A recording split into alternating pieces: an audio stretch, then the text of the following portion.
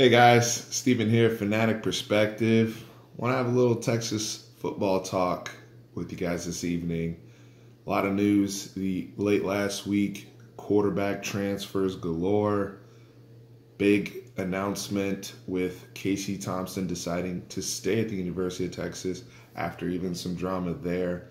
And then at the end of the video, we're going to discuss Jalen Hurts as he made his decision to enroll at OU. So overall, a lot to discuss here, guys. Cameron Rising as well as Shane Bouchel deciding to move forward and leaving our program. We obviously wish both of them the best of luck. Starting with Cameron Rising, he did go and sign with Utah. Tremendous program, good opportunity for him as he was redshirted. He will have 4 years of eligibility, pretty much to compete for a starting job probably in 2020, and have 3 years to try to cement himself as a starter and position himself as a potential NFL player. Can't fault the guy. And then you have Shane Bouchel, who, what can we say about his contributions to getting us back to where we are in this program? We should all be very, very thankful for Shane Bouchel's contributions. Starting as a true freshman, being thrown to the wolves, coaches' jobs are on the line, complete desperation, program and array. And he was always a steady ship, always competed, always a professional about his job, how he handled himself. He got, things weren't always really fair with him, I would say, but he was always ready when called upon. We wouldn't have been in the Sugar Bowl without him. And Sam Ehlinger should be thankful for Shane Bouchel. Should be thankful for Cameron Rising. If you think about this quarterback room, at the time Cameron Rising and Casey Thompson were signed, they were given the recruiting pitch where the coaching staff was like, hey, we're not really quite sure what we have in that quarterback room. We see some promising things from Sam Ehlinger. We see some promising things from Shane Bouchel, but this is an opportunity for you guys to go out and compete and may the best person win. And Sam Ehlinger was pushed in that room, and he had to get better if he wanted to live up to his namesake and his legacy. And it happened. It actually happened. And he had a breakout season this past year to where he is the front runner for all Big 12 quarterback next year, one of the big, top 10 Heisman candidates. All of those things wouldn't have happened, in my opinion, for Sam Ehlinger if he doesn't get pushed starting basically January of 2018 all the way through the spring. And really think about it, they didn't even name the starter until fall camp. Even though he started to get the reps and they started to see the separation, those guys, both of them, looked really sharp in the limited snaps they played. We always heard positive reports from Cameron Rising and Casey Thompson out of practice. Heck, Shane Bouchel technically beat out Sam Ehlinger the year before and was our opening day starter. So all of that was in culmination. That's why the quarterback discussion of last week is so important, and why so many people were, quite frankly, getting emotional about it. Because if you understand the game, you understand the importance of the knowledge transfer and the competition of that room. It's a very unique position. It's not like any other position on the field where multiple people can play positions and if you had that type of room at running back, well, we can divvy up the carries. Or if it's defensive tackle, we can divvy up the snaps. We all know to get to a certain level, you can't play musical chairs with quarterbacks. Even some of these teams that took their competitions into the regular season. Heck, the national champion Clemson Tigers did that with Trevor Lawrence and Kelly Bryant. And at some point, Dabo Swinney had to make a hard call and say, hey, we're going to move forward. We've made our evaluations. Trevor Lawrence is a better player. And we're going to do right by Kelly Bryant and not let him play 5 games and ruin his redshirt opportunities as a senior. And Tom Herman did right by Shane Bouchel by not playing him in meaningless snaps, not just throwing him in there. He only played him when he absolutely had to. And because of that, he only made 2 appearances, and he got a red shirt. And now he's going to graduate from the University of Texas this spring and have an opportunity to go wherever he wants, play right away, and have 2 years of eligibility. And who knows? He might find the right marriage with a coach to bring out the best of Shane, because I do think there is some good that Shane can offer as a starter and be very, very productive, high-level college quarterback. I still see that for him.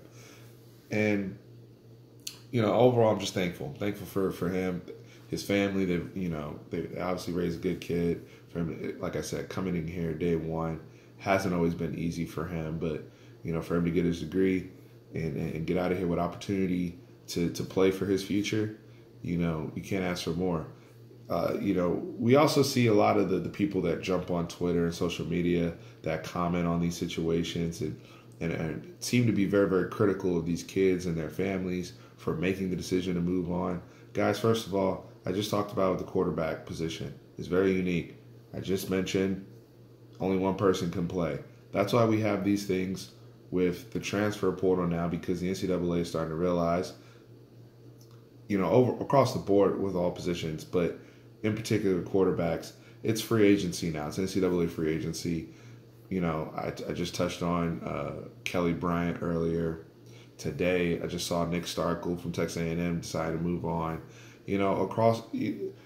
So you have the national championship between Alabama and Clemson. Both of them lost a quarterback.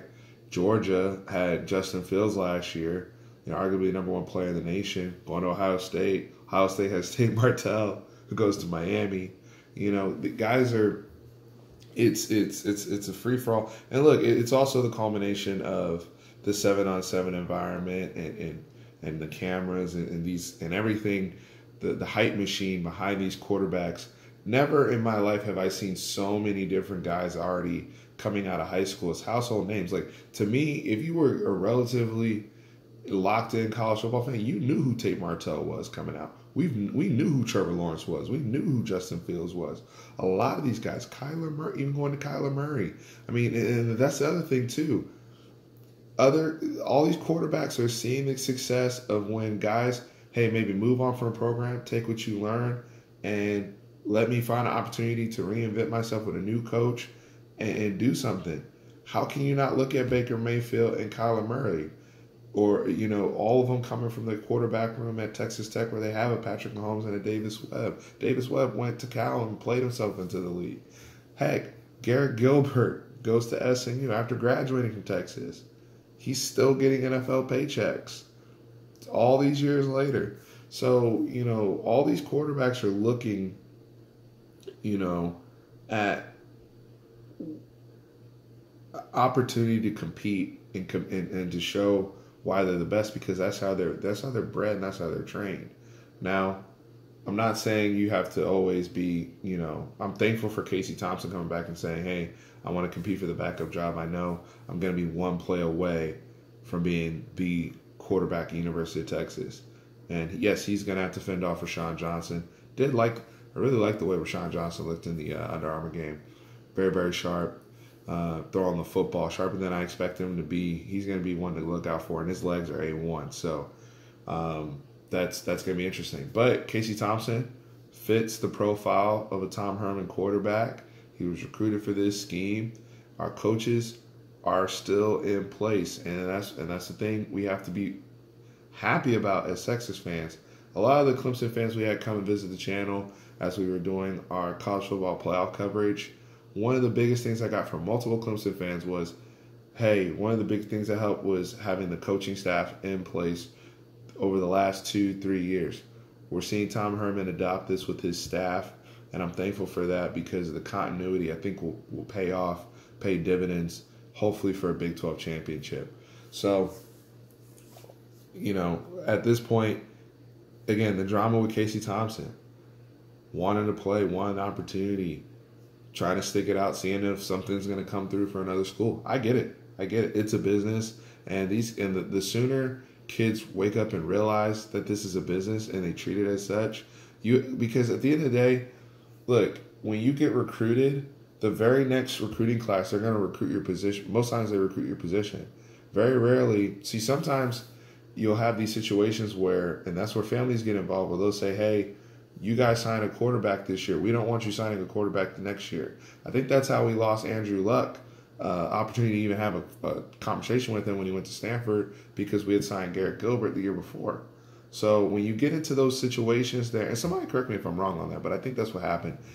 But when you get into those situations where people are getting caught up with the who's coming in the next cycle, it's at some point, if you're going to compete high level college football, you're just going to have to beat people out. And just coming from my own experience as a high school football player, if you're a sophomore and the other guy's a senior and you both are performing at the same level, the sophomore's going to play. Bottom line, Sam Ehlinger, when he got here, he was performing, I would say, even with Shane Buechele. Unfortunately, Shane Buechele was a sophomore who had already played, and the upside was more in Sam's favor because Sam, production-wise, even though they had different play styles, was giving us the same thing. So the coaches saw more upside and development in Sam Ehlinger's favor. That's how it works. That's sports. So, a lot of folks got to realize this, especially with the amount of coaching turnover that's going on outside of Texas, but in general, guys got to make decisions for themselves. Do what's best for you. Also, pick the school, not the coaching staff. I get all that, but the coaches are the ones recruiting you, and the coaches are the ones building relationships. Some of them are making promises that they shouldn't be making. We know how that goes. So I don't like all the harassing of the kids. Even Casey Thompson, I didn't like how much pressure and harassment was on him. That's why I didn't even make a video right away. I wanted to give it time, just have opportunity for the young man to breathe. Yes, it was a big decision because we didn't want to be going in the spring with 2 scholarship quarterbacks. Then Texas is going to have to be hitting up the portal. So, yeah, we had to hope that. And let me say this too. Going to these games this season, going to so many games, paying attention. John and I talk about it all the time. Paying attention to the body language on the sideline. Rising, Buechele, Thompson, they were all engaged every game I went to on the sideline. Always interactive with the quarterback and the offensive coaches down there, involved with their teammates. I never saw any of them pouting or pre-game, post-game, everything. They were Sam's biggest cheerleaders. So these are guys that love Texas, but they just need an opportunity to play. It is what it is. And we should be thankful for that because we've been looking for a bona fide starter for I don't know how long. But we get the best of both worlds. We have Sam now at a high level. We've been recruiting, playing the numbers game, getting guys in here. And yes, now we still, even with the attrition, we still have a quarterback room of 3 high recruited guys in that quarterback room. Very excited for the spring. And you still have Hudson Card coming in 2020. And everybody's going through this exercise every year. Jalen Hurts goes to Oklahoma. He comes in. Austin Kendall goes out. They have the drama with West Virginia. Lincoln Riley blocking him initially. Eventually he says, yes, you can go. And I get it from a coaching perspective in the Big 12 thing. But everybody's dealing with this, and I'm glad it worked out good for Texas. Now, as a Texas fan, how do you guys feel about Jalen Hurts being in our conference? A guy who was a former SEC Player of the Year, has played in 3 national championship games now, even though he played garbage time in the last one. But been the starting quarterback, for leading his Alabama teams. I think he's only lost 2 games as a starter. Extremely, extremely impressive resume, and a face of college football of leadership, resilience, how to properly deal with adversity. There's nothing you can really dislike about Jalen Hurts, but now he's an enemy, direct blood enemy, and we have to deal with it. Doesn't scare me like Kyler Murray did, just being frank, and no disrespect to the brother Jalen Hurts, but he is not the same throw of the football. And I don't care what miracles Lincoln Riley can work. Obviously, he did an outstanding job with Baker Mayfield. And to me, he did an even better job with Kyler Murray, because Kyler Murray was, as great as he was coming out of Allen, he was struggling at A&M, and he fixed him turned him all the way around when he got to OU. I do expect Jalen Hurts to have easier throws and just things be more defined for him at Oklahoma. But their running attack is going to be their bread and butter. Trey Sermon, Kennedy Brooks, and mixing in the quarterback run game. it's going to look similar to how we use Sam Ehlinger too, because it's going to be more quarterback power run. And look, people are going to have Oklahoma. I think it's going to be split between Texas and Oklahoma as the favorite for the Big 12 conference. The credibility that Jalen Hurts brings, the motivation for to prove people wrong, and working with Lincoln Riley and the regard that Lincoln Riley is going to be held in after coaching 2 consecutive Heisman Trophy winning quarterbacks is big. But I still think we have the best returning quarterback in the conference. And I love the momentum we finished on to close our season. And we still have some meat on the bone, some unfinished business, if you will. Getting a taste of having an opportunity to play for a championship and not finishing. I think these guys that came in 2016 that are now seniors, with the Brandon Jones coming back, with the Colin Johnson coming back, that's going to be the energy that they need with another solid recruiting class to come in. Just that perfect blend of youth and experience. I like Texas right now. Just right now. I really do. I like the spot we're in. But